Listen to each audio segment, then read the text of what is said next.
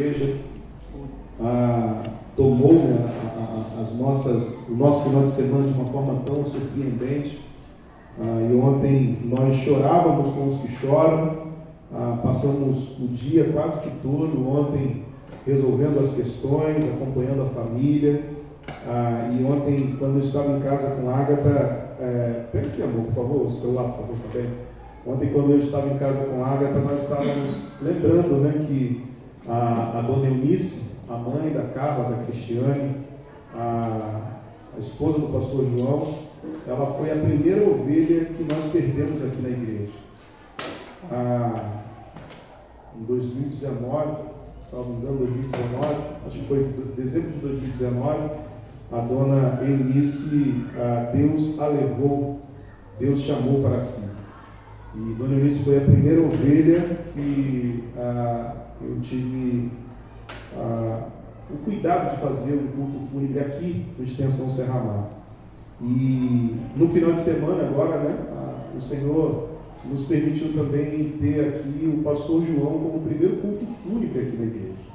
Aí 5 anos que nós estávamos aqui, nós não realizamos um culto fúnebre aqui na igreja, um culto de gratidão a Deus, E nesse final de semana nós tivemos essa experiência com alguém que, em abril, hoje de manhã, Sérgio e eu estávamos lembrando aqui junto com, na EBD, na verdade, e o pastor João falando que no concílio do Sérgio ele estaria aqui para prestigiá-lo e ensinando a Sérgio, orientando a Sérgio, como sempre fez, um bom pastor, um homem de Deus que tinha a minha idade de ministério pastoral. E o Senhor chamou a vida do pastor João para guardá-lo, para um lugar onde não há mais dor, não há lamento, não há nenhuma adversidade. Ele hoje descansa no Senhor e goza da eternidade que Cristo dá.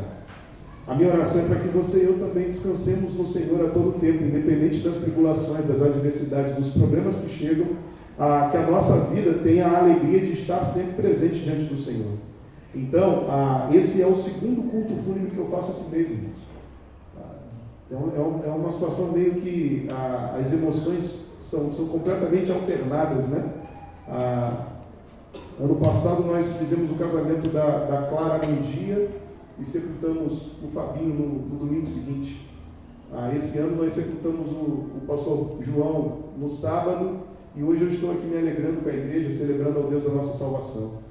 E nesse interim de sentimentos, existe um cara que é humano, que é gente, que não é diferente de você em nenhuma das situações, que tem emoção, que tem sentimento, que chora, que erra, que falha, mas que, igual a você, tem buscado incansavelmente servir o Senhor com alegria. Amém. E apresentar o Senhor com cânticos. Então, em nome de Jesus, que essa alegria de hoje não seja apenas momentânea, mas que seja a alegria do Senhor que revela a nós que nós somos fortes, porque Ele nos fez fortes para a adversidade. Que Ele é quem nos sustenta no dia mau. Que Ele disse, olha, vocês vão ter aflições, mas tenham bom ânimo. Hoje é o dia do bom ânimo. Ontem foi aflição, mas hoje é o dia do bom ânimo. Eu não sei quantos dias você tem passado por aflições, mas hoje é o dia do bom ânimo. Então, em nome de Jesus, saia daqui hoje animado, motivado. Saia daqui hoje inspirado, iluminado por Deus, a viver uma vida não mais como você entrou aqui, não mais de barganha, não mais de troca, não mais de desejo de fazer incansavelmente pelo Senhor, mas de fazer para glorificar o nome de Deus. Que tudo, meus irmãos, que façamos neste lugar, as homenagens para qualquer pessoa que seja para revelar a glória de Deus aqui neste lugar. Que nenhuma vaidade haja no meu coração, no coração da igreja, de qualquer um dos irmãos, de tomar a glória de Deus que tem feito grandes coisas aqui neste lugar. Que essa igreja seja viva, eficaz em cada ministério, Que o ministério de louvor seja para a glória de Deus, que o ministério infantil seja para a glória de Deus, que o ministério da juventude, das crianças, tudo seja para a glória de Deus. Que as mulheres sejam para glorificar a Deus. E essa ilustração que nós vimos aqui, essa peça, como é que é o nome disso? Pantomima? Sei lá, peça, ela é uma realidade. Não é o pastor quem faz o ministério pastoral, não é a igreja quem conduz a sua vida sozinha, mas é a igreja e o pastor que encaminham na direção de Cristo, Porque tanto eu quanto você somos ovelhas do Supremo Pastor. Você pode dizer glória a Deus por isso? Então, em nome de Jesus, que nessa noite não nos falte a alegria, mesmo diante de um dia difícil, mesmo diante das adversidades ou das más notícias, que não nos falte a alegria. Abra sua Bíblia no livro de Lucas, capítulo 23, e eu vou ser breve e vou tentar compartilhar com você aquilo que o Senhor me deu a ministrar o seu coração. E eu estava tão inspirado para esse sermão, mas os irmãos me quebraram, né? E me motivaram ainda mais a compartilhar essa palavra, que é inspiradora para a minha vida, para a sua vida, e é um desafio para nós hoje. Você que está com sua Bíblia aberta aí, diga amém. Amém. Se você está procurando, diga EBD. É um ou outro, hein? Amém? Vamos lá? O texto da palavra de Deus diz assim, olha: levaram também outros 2 homens que eram criminosos para serem mortos com Jesus. Quando chegaram ao lugar chamado Caveira, ali crucificaram Jesus e com ele os 2 criminosos, um à direita e outro à esquerda. Jesus disse: Pai, perdoa-lhes porque não sabem o que fazem. Repartiu as suas roupas, sortearam-nas. O povo, diz o verso 35, estava olhando, e as autoridades zombando de Jesus, dizendo a Jesus: aos outros salvou, salve-se a si mesmo, se é o Cristo, o escolhido de Deus. Igualmente os soldados o ridicularizavam, e chegando-se a ele, ofereceram-lhe vinagre, dizendo: se és tu, o rei dos judeus, salva-te a ti mesmo. Também por cima dele estava uma inscrição em letras gregas, romanas e hebraicas, dizendo: este é o rei dos judeus. Um dos criminosos crucificados o insultava, dizendo a ele: se tu és o Cristo, salva-te a ti mesmo e a nós também. Mas o outro, o repreendendo, disse: tu nem temes a Deus estando na mesma condenação? Nós, na verdade, com justiça, pois sabemos que recebemos o que os nossos atos mereciam, mas ele nenhum mal fez. Verso 42, então disse: Senhor, lembra-te de mim quando entrares no teu paraíso, no teu reino. Verso 43, respondeu Jesus: em verdade digo que hoje estarás comigo no paraíso. Amém. Essa é a palavra de Deus para você e para a minha vida também. Esse é o grande desafio para a gente, numa nova série de sermões que começou essa semana, chamada Jesus e a Cruz. E aí, diante dessa série de sermões, eu quero desafiar você a pensar a respeito de Jesus e da cruz, mas não de uma forma apenas histórica.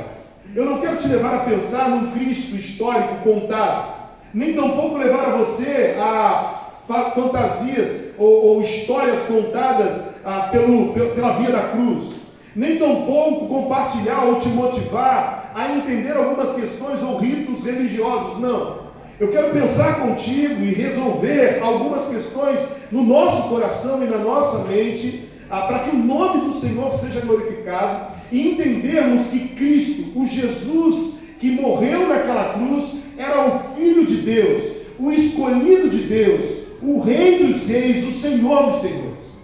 É sobre esse Cristo que eu quero, através do Espírito Santo de Deus, conduzir a sua vida e pedir a Ele que interceda por nós, para que saiamos daqui alcançados com o entendimento de quem de fato Jesus Cristo é para nós.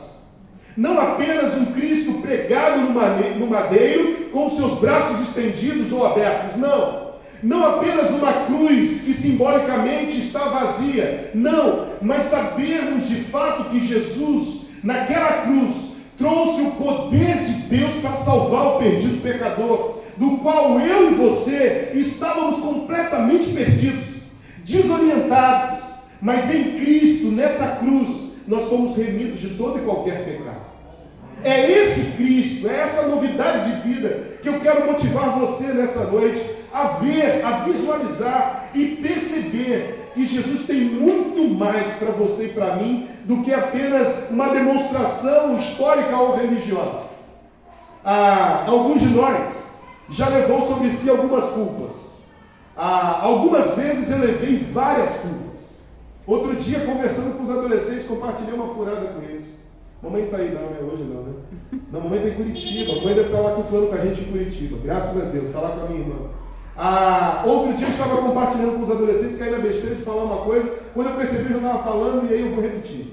Estava contando para eles que uma vez mamãe estava me repreendendo por uma coisa que eu não tinha feito. Uma vizinha tinha falado que eu tinha tacado pedra na casa dela e eu falei, não, eu não taquei. E a vizinha, costumeiramente, ela em casa falava que eu estava tacando pedra. E uma vez que ela foi, a mamãe me pegou mesmo no meio do quintal, na hora que ela acabou de dizer, a mamãe me deu uma chibatada, uma sandalhada, uma vassourada, não sei o que tinha na mão dela aquele dia. Mas enquanto eu corria, eu abaixei, peguei uma pedra e taquei. E aí eu falei assim, agora eu tenho a culpa. Agora a culpa é minha mesmo, agora o negócio está feio. E mamãe entrou e me sapecou, e papai eu acho também que me pegou naquele dia.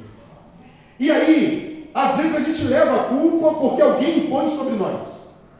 Às vezes a gente leva a culpa porque alguém compartilha a culpa conosco. E às vezes a gente leva a culpa porque nós sabemos que ela é nossa.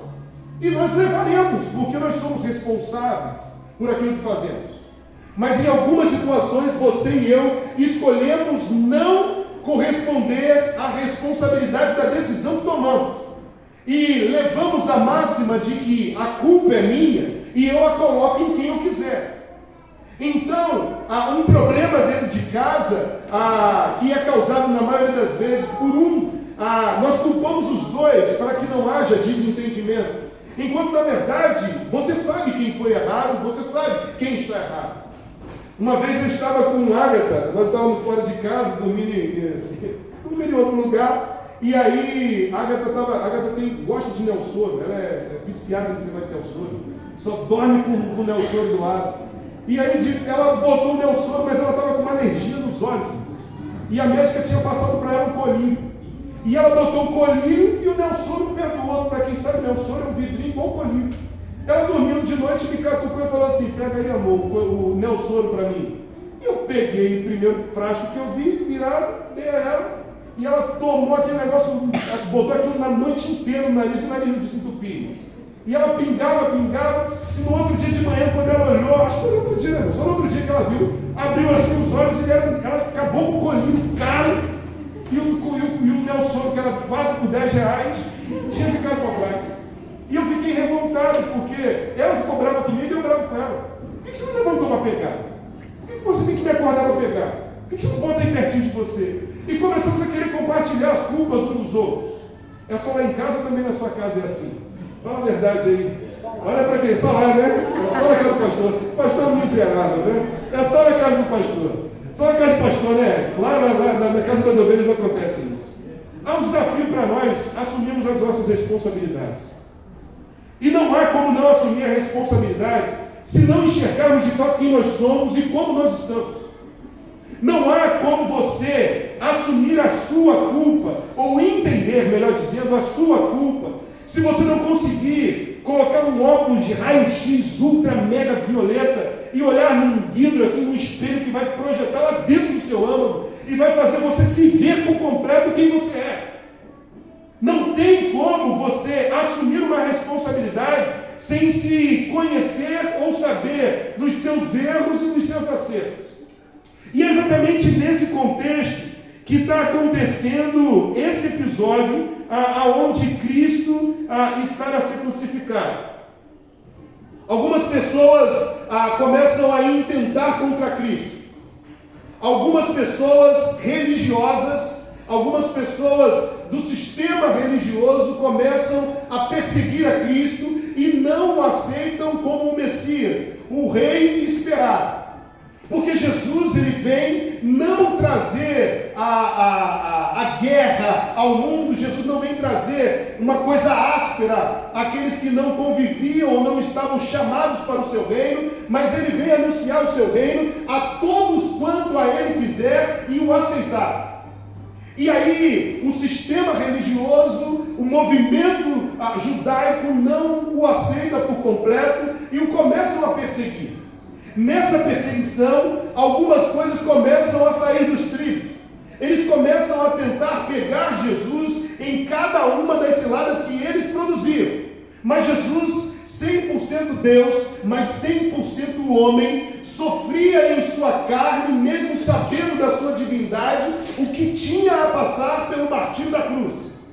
Jesus, ele começa a viver grandes milagres, ele começa a fazer grandes obras. Em alguns momentos, Jesus começa a perceber que há uma trama acontecendo, e ele já sabia que já era revelado a ele o martírio da cruz, as vias da cruz. Mas o interessante é que Jesus, mesmo sabendo de tudo que estava por vir, em momento nenhum abandonou a sua vida com o Pai, a sua vida com Deus. Mesmo nos dias mais difíceis, mesmo nos dias de solidão, mesmo nos dias daqueles que estavam à sua volta estarem dormindo, Jesus não parava de ter intimidade com o Pai.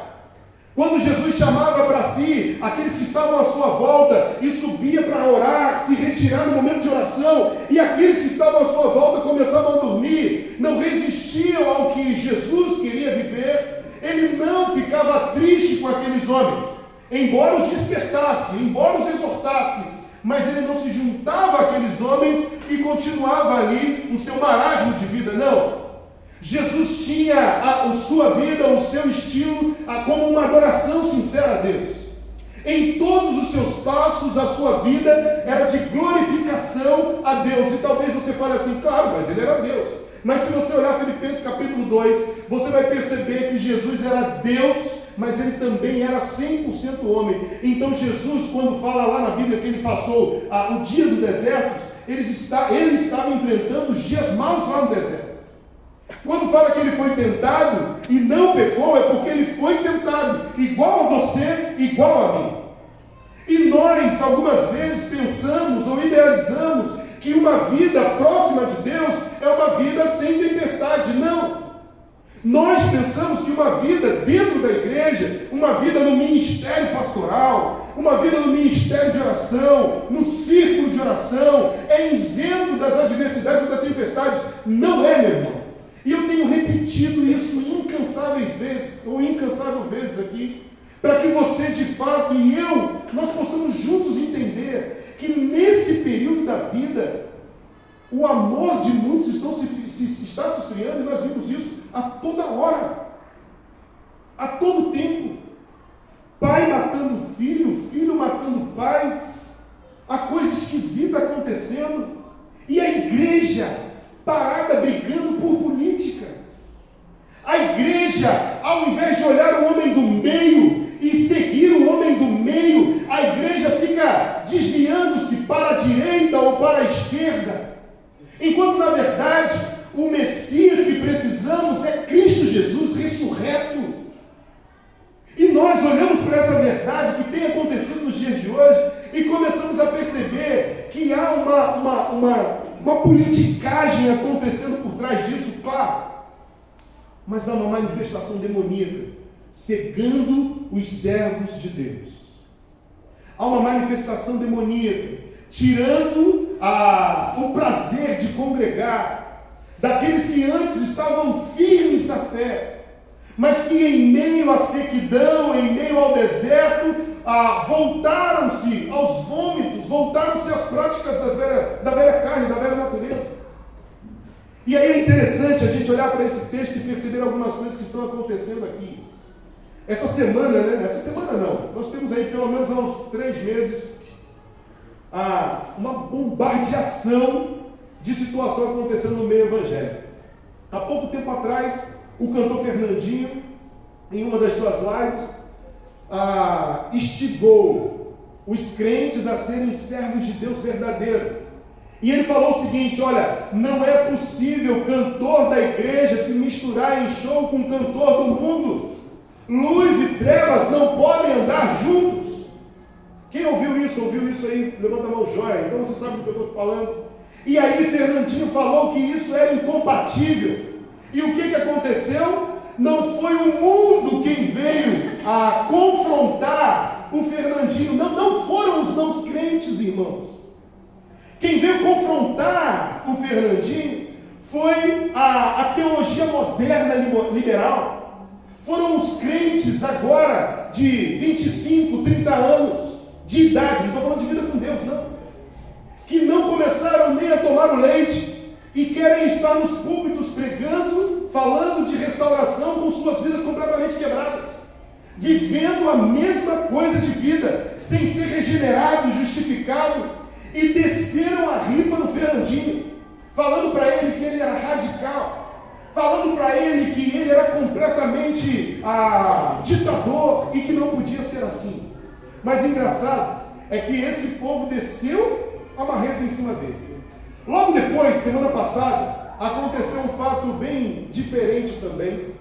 A semana passada, isso tudo é público, irmãos, então não se espante com o que eu estou falando. Um padre fez um casamento há 10 anos atrás e a noiva, né, descobriu que o padre tinha tido um ato sexual com o seu noivo às vésperas do seu casamento. E ela tramou tudo, programou tudo, tirou as provas e aquele padre foi afastado. Mas engraçado é que os crentes não vieram falar que isso seria também pecado. A igreja, o cristão, não veio falar que isso era também uma situação pecaminosa. Não. Mas engraçado, semana agora, a Bruna Carla falou de algo que bombardeou todos os sites, foi notícia de tudo quanto é canal. E ela disse o seguinte: fui chamada para cantar num casamento homoafetivo e eu neguei, porque isso é contra aquilo que eu creio. A palavra de Deus me fala que isso não é assim e eu não aceitei. Não se espante, mas quem de novo se levantou contra ela não foi apenas o movimento LGBTQIA+. Não, foram os cristãos, mais uma vez, modernos, liberais, que estão acostumando-se a essa forma do mundo e não os transformando, mas vivendo segundo o costume desse século. Por que eu estou falando isso para você, meu amado irmão? Porque olhar para a cruz tem que haver em mim um reflexo de quem eu sou, de quão falho eu fui, de quão falho eu sou, de quem eu era longe da cruz. E aqui nesse episódio de Jesus na cruz, do capítulo 23 de Lucas, é exatamente isso que está acontecendo. Estão levando à cruz o nosso Cristo. Está se cumprindo aqui a palavra determinada pelo próprio Deus. Mas interessante é que nesse contexto, os que se levantam para caluniar, os que se levantam para apedrejar, o que se levanta para trazer alguma dificuldade, é exatamente aqueles que deveriam estar próximos. E na maioria das vezes, esses são os isentões, aqueles que se espalham. Uma vez eu estava pregando aqui, um irmão falou assim comigo: pastor, cuidado com o que o senhor fala, hein? Porque daqui a pouco isso daí pode trazer um processo. Meus irmãos vão me processar. Pastor, mas pode trazer prisão. Meus irmãos vão ter que prender. E eu não estou falando isso daqui como um super-herói, não. Eu estou falando isso porque é isso aqui que eu creio, irmãos. É isso aqui que eu prego. E o que está escrito na palavra para mim é o que a Bíblia diz. Isso não é radicalismo. Isso é um livro de regra de fé e prática. Mas sabe o que acontece? Sabe aquele seu amigo que fala para você assim: ó, estou contigo, hein? Precisar de mim, eu estou aqui, hein? Mas aí aquela hora que você liga e fala para ele assim: pô, meu irmão, estou num aperto aqui, dá para você me ajudar? Me dá uma carona aí, rapaz? Não dá não. Pô, rapaz, estou num aperto aqui, dá para você me emprestar? Não, não dá não. Rapaz, estou num aperto, me leva ali? Não, não dá não. Sabe aquele cara que você fala que está contigo, mas você ele não fecha com você? Você conhece alguém assim? Levanta a mão, quero te ver. Você conhece? Opa, tem muita gente, né? Não se espante, porque também o Evangelho tem assim. Há crentes dentro da igreja, há servos da igreja, há servos de Deus dentro da igreja, há servos dentro da igreja que estão a desfavor de Deus. E não se espante com essa palavra. É para que você e eu nos despertemos a viver um evangelho verdadeiro, genuíno. Um evangelho que não se importa com aquilo que os outros estão dizendo, mas se aplica na íntegra da palavra de Deus. E aí interessante é que Jesus continua aqui a caminhada, e interessante é que ele já está na cruz, vivendo o processo do martírio, e acontecem algumas coisas aqui que me chamam a atenção. Jesus está a caminho da crucificação, e agora pegam dois homens, e ao seu lado, uma à direita e uma à esquerda, colocam duas pessoas que ao longo da sua vida foram marginais, ladrões, o texto diz. Quais eram as suas culpas? Eu não conheço. Quais eram os seus crimes? A Bíblia não diz. Mas a Bíblia fala que eram duas pessoas que estavam ali em consequência das suas culpas. Eles tinham sido julgados e condenados àquela morte, daquela forma, daquele martírio, porque eles estavam culpados dos seus crimes. E interessante é que quando eu olho para esse Cristo na cruz, ao lado de dois marginais, e percebo que à sua volta está uma grande multidão, talvez querendo ver um grande milagre acontecer, talvez querendo perceber uma grande atuação de um mestre poderoso, de um Messias esperado, e começa a perceber um Cristo que se entrega por amor.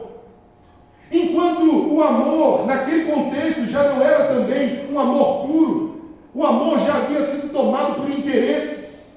Aqueles que estavam ali estavam vivendo... Obrigado, irmão.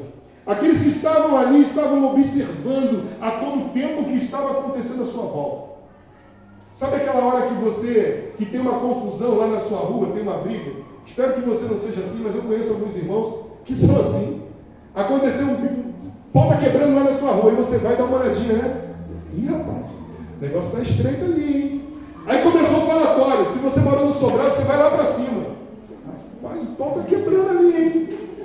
Aí o pau está quebrando, você, em vez de botar o joelho no chão, sair da beira da janela, botar sua cara no pó, sei lá, em qualquer lugar, você quer olhar para você ver o que está acontecendo. Alguém é curioso como eu, hein?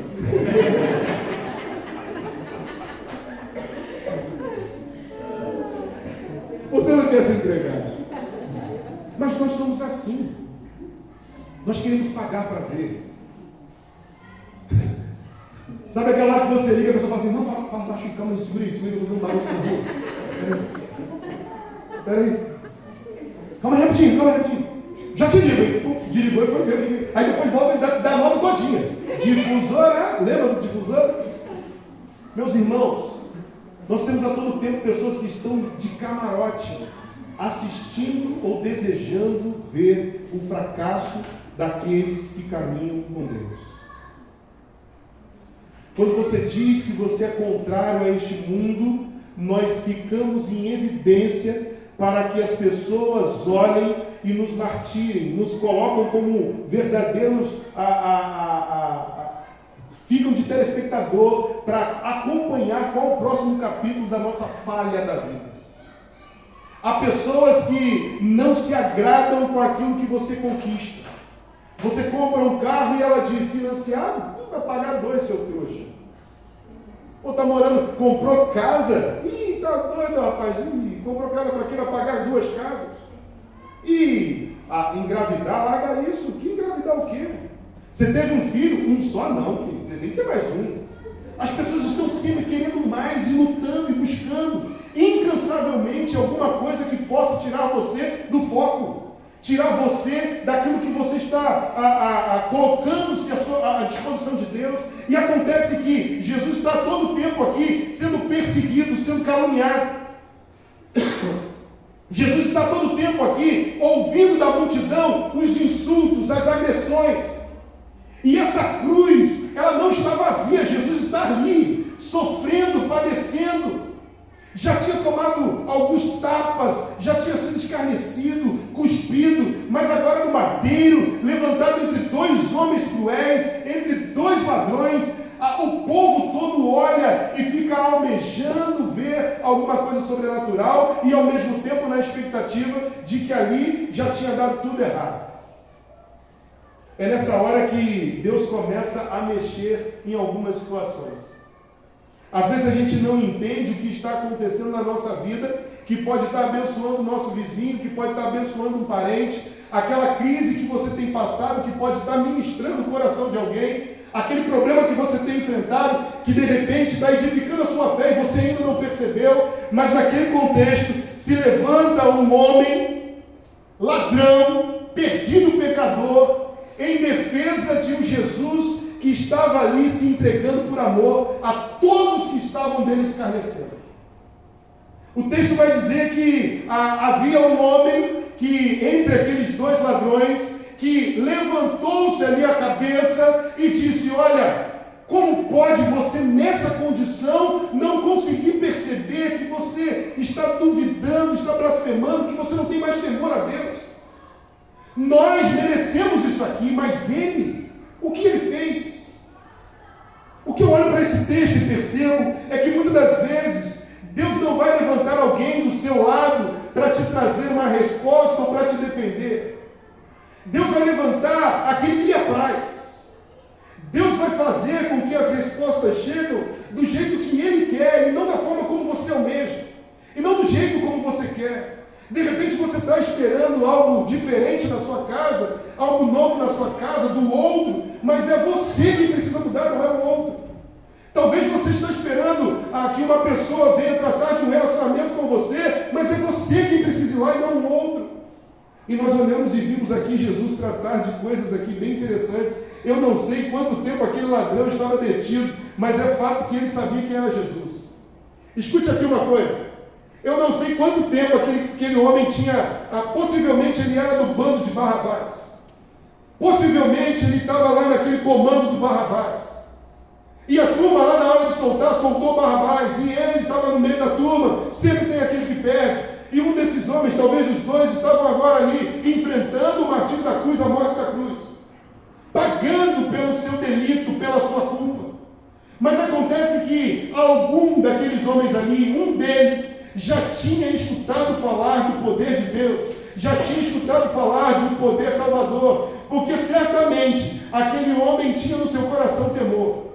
Escute uma coisa que eu vou dizer para você. Não importa quanto tempo ou quão afundado você esteja no seu pecado, se você souber quem é Jesus, há esperança para dias melhores. Se você souber quem é Jesus, há esperança para o perdão e há esperança para a salvação. Você pode dizer amém por isso? Amém. Vamos ler juntos essa parte do amarelinho aqui. Leia comigo. Não importa se souber quem é Jesus, há esperança para dias melhores, há esperança para o perdão, há esperança para a salvação. Glória a Deus. A esperança para você, meu irmão. A esperança para mim. A esperança para aquele que coloca a sua vida diante do Senhor. E aí eu quero terminar, quero caminhar dizendo para você o seguinte: Jesus naquela cruz demonstra 7 situações que eu quero destacar aqui. Não são as 7 declarações de Jesus na cruz que teologicamente esse texto fala, não. Mas são 7 situações que eu percebi e o Espírito Santo de Deus me mostrou nesse texto. Além das 7 declarações, que uma delas é: Pai, perdoa-lhe porque não sabem o que fazem, e tantas outras. E esse contexto ele é repetido tanto em Mateus, quanto no capítulo 27, quanto em Marcos 15, João 19. Mas aqui, nesse contexto, nós percebemos uma história acontecendo entre o Salvador e o pecador diretamente. Nós percebemos um relacionamento direto, vivo, explícito, entre o Cristo Salvador e o pecador perdido que se rende a esse Deus Salvador. Olha que interessante, quando a gente começa a perceber que aquele homem faz uma oração a Deus, e ele não estava preocupado, interessante isso, que ele não estava preocupado em receber uma bênção imediata. Esse ladrão, ele não ora falando assim: Senhor, se o Senhor é Deus, salva o Senhor e salva a mim também. Senhor, me salva desse negócio, não deixa eu morrer aqui não. Não, a oração desse ladrão não é sobre uma bênção imediata, mas é por saber que ele precisava passar pelaquela aflição, mas que havia uma novidade de vida para ele. Isso só quem revela é o Espírito Santo, meu irmão. Isso só quem faz é o Espírito Santo. A oração desse homem não era uma oração determinativa.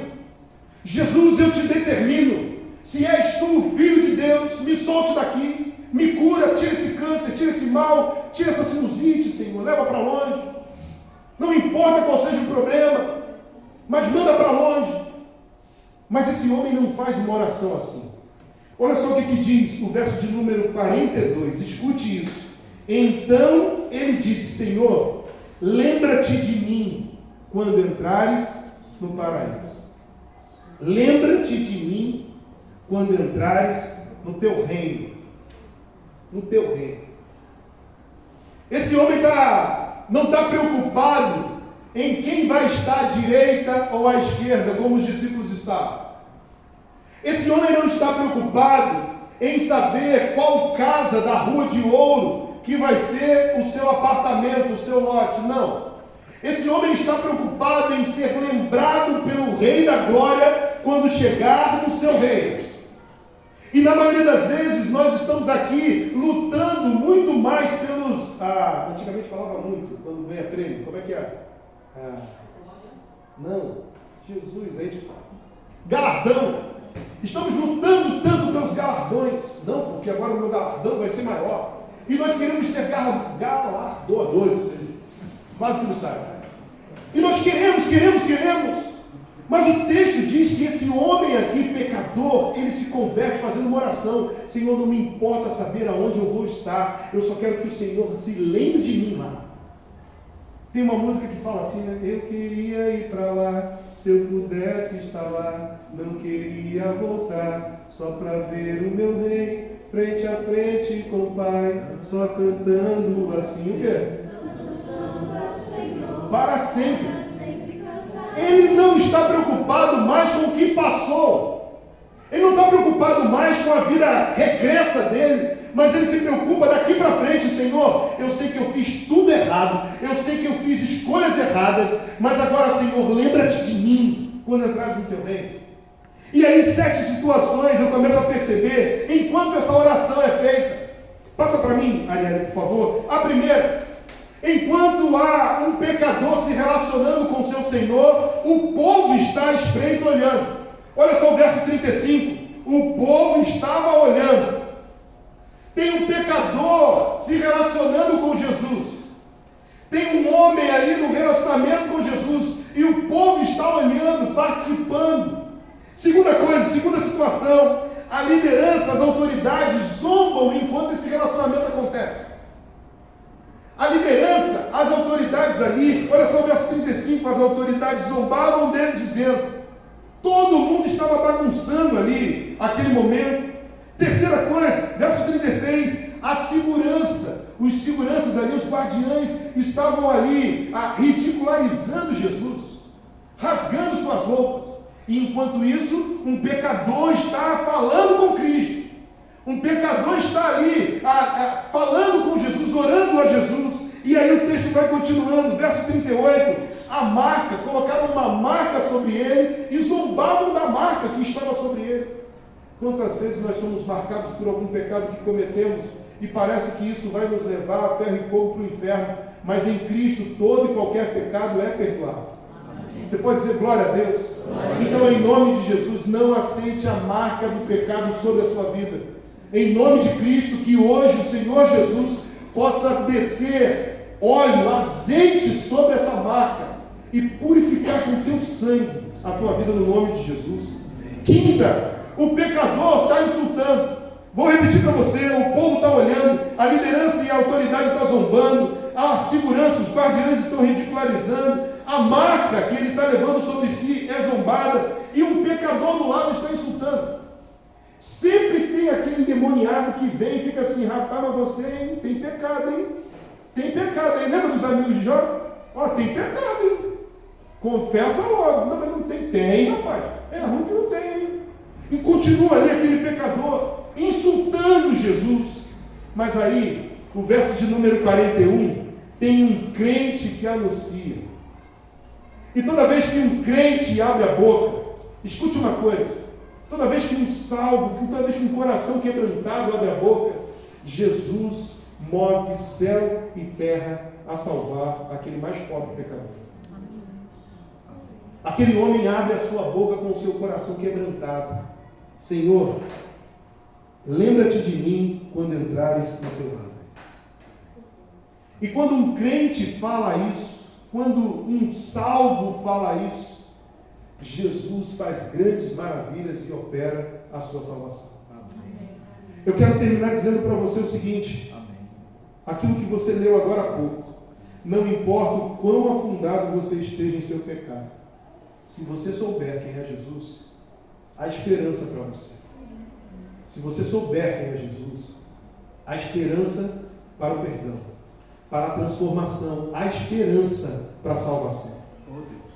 Enquanto tudo isso acontecia, Jesus estava ali sendo Deus. Enquanto tudo isso acontecia, aquele que estava com o coração quebrantado continuou recebendo de Deus. Enquanto tudo isso acontecia, uma multidão que não queria nada com Deus continuava a passos largos para o inferno. Hoje eu pergunto para você, o que você quer fazer da sua vida? Você quer continuar como essa multidão, como os guardiães, como as autoridades, como o pecador que insulta, como aquele que zomba da marca? Ou hoje você quer ser o crente que coloca a sua vida diante do Senhor e grita: Senhor, lembra-te de mim, Senhor. Senhor, não vou te deixar até que o Senhor se lembre de mim. Senhor, tira essa marca da minha vida. Senhor, me perdoa do meu pecado.